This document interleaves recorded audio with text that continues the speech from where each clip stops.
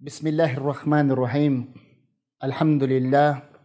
Wassalatu wassalamu ala rasulillah wa ala alihi wa ashabihi wa man tabi'ahum bi ihsanin ila yaumiddin. Amma ba'd. Assalamu alaikum wa rahmatullahi ta'ala wa barakatuh. Ang lahat ng pagpupuri ay para kay Allah lamang at ang pagpapala at kapayapaan ay mapasa kanyang huling sugo na si Prophet Muhammad sallallahu alaihi wasallam at sa kanyang pamilya at mga kasamahan, gayon din sa mga sumunod at tumahak sa kanilang landas hanggang sa araw ng paghuhukom.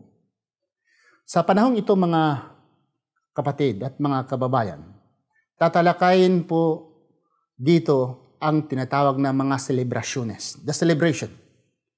We have to discuss this matter because most of the Filipino, we celebrated New Year, you say December, or we say in Islam, Eid al-Fitr, Eid al-Adha. But the significance of this celebration, okay, for the Muslim, we only abide those celebration if this celebration is accordance to Islamic point of view, according to the Quran and according to Prophet Muhammad sallallahu alaihi wasallam. But bago ko tatalakayin mga kapatid, allow me to read the Quran in Surah Al-Baqarah, chapter 2, verse 285. Si Allah nagsasabi dito, Amana ar-rasulu bima unzila ilayhi mirabbihi wal mu'minun kullun amana billahi wa malaikati wa kutubihi wa rusulihi la nufarriqu baina ahadin min rusulihi wa qalu sami'na wa ata'na ghufranaka rabbana wa ilaikal masir. In English, in the translation, the meaning of what I read in Arabic, the messenger has believed in what was revealed to him from his Lord, and so have the believers. All of them have believed in Allah and His angels and His books and His messengers, saying, we make no distinction between any of His messengers. And they say, we hear and we obey. We seek your forgiveness, our Lord, and to you is the final destination. Ito po ang sinasabi ng Allah sa Quran. A guide to mankind na maliban sa Kanya, nagpadala po siya ng mga sugo at propita. At maliban din sa mga sugo at propita, ay nagpapadala din siya ng mga aklat, libro.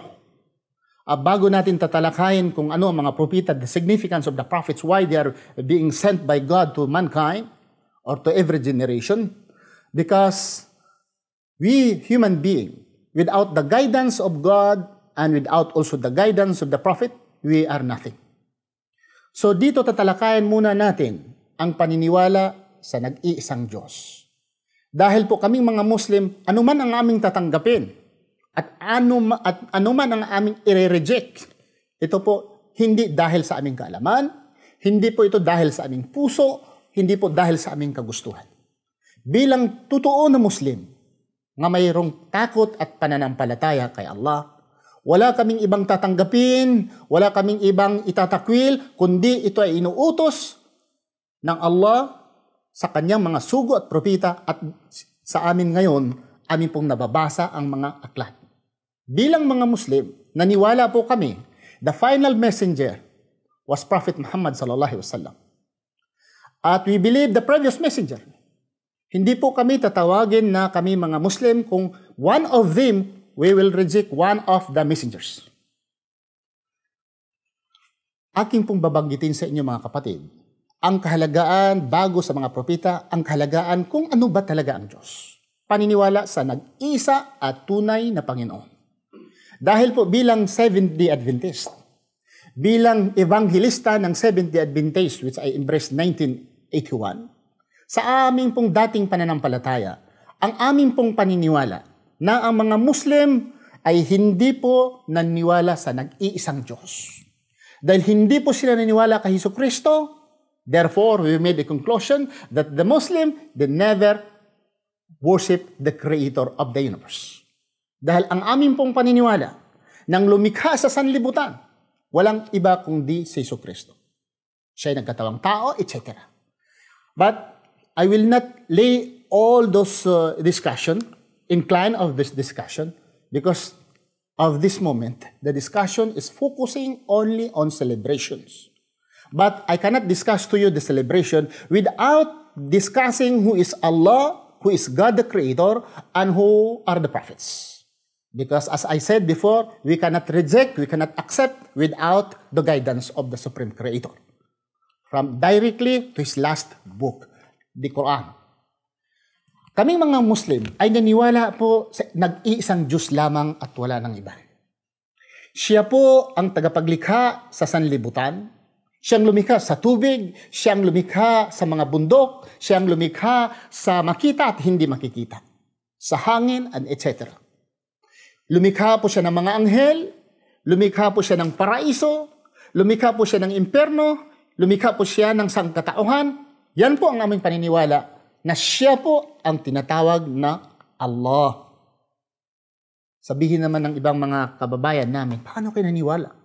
When I was a Christian before, we think that Allah is not the creator. We think na ang Allah ay isang object, worship, which is many of the non-Muslim today believe that Allah is a created being. Astaghfirullah. Allah is the creator. Allah is the creator. And He created creatures. Human being, animals, etc. We are the creator of Allah. Allah is the creator. And He can never be a creature. Siya po ang lumikha sa mga lahat ng bagay. Ang mga Muslim, kung sumasamba kami, walang iba pong sambahin kundi tatawagin po ang kanyang pangalan. Allah with His attributes, He had many attributes in the Quran. Al-Malik, the King, ang Hari. You see, Al-Quddus, ang pinaka-holy. We said, Al-Muhaymin, ang pinaka-mataas. There are many attributes of Allah. Ar-Rahman, the most merciful. Marami pong attributes ng Allah, but His name, we say, Allah. Ang tanong naman sa mga kasamahan namin, mga hindi mga Muslim, sino siya? Dahil bago po sa kanilang pagdinig, mga kapatid, actually, ang bago pong tawag sa Panginoon ay hindi po Allah. Kundi yung pagtawag natin na Ginoo, Panginoon, yun po ang bago. Bakit? Ang tanong bakit? Dahil sa kapanahunan po ng mga propeta, dito sa gitnang silangan, wala po mga Tagalog dito. So Panginoon po, this is an address used by the Filipino. Wala pong Pilipino sa kapanahunan po ni Jesucristo, sa kapanahunan po ni Ibrahim a.s., sa kapanahunan po ni Prophet Muhammad, peace be upon them all, there was no Filipino in the Middle East. Ang lahat po ng mga propeta ay nagmula sila sa gitnang silangan. Hindi po tinatawag na Diyos ang kanilang Panginoon. Bakit? Sa kapanahunan po nila, wala po mga Espanyol.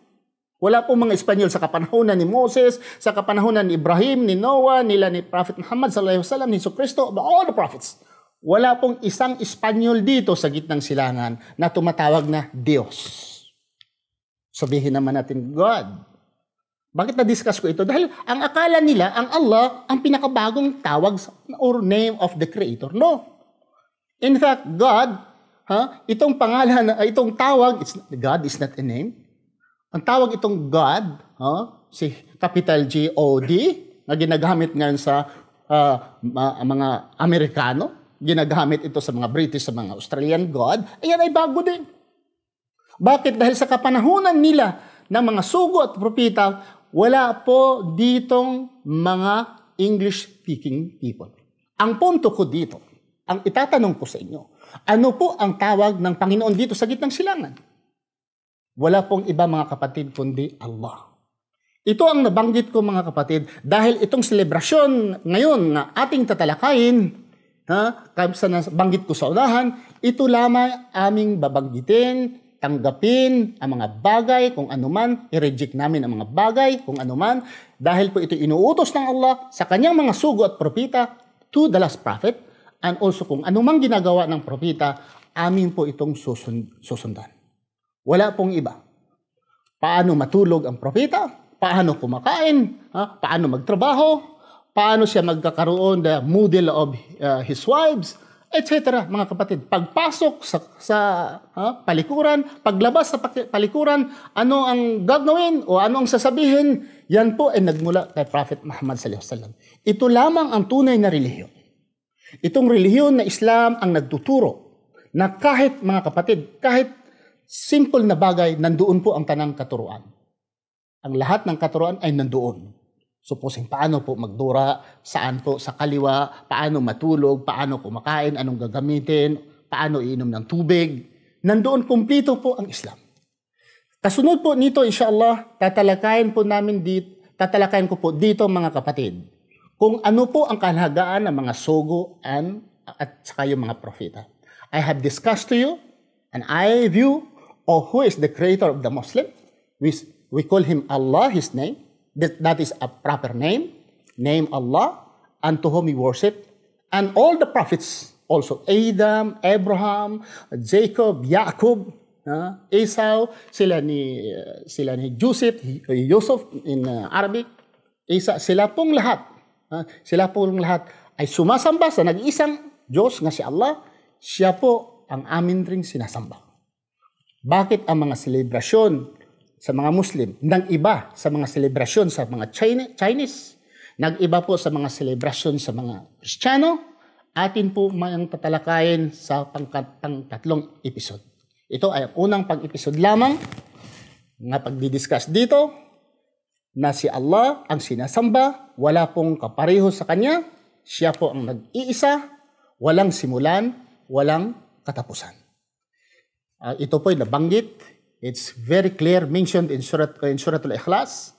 Sabi po ng Allah, Qul wallahu ahad.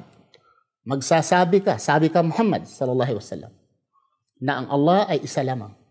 Allahu samad, na ang Allah ay walang simulan at walang katapusan.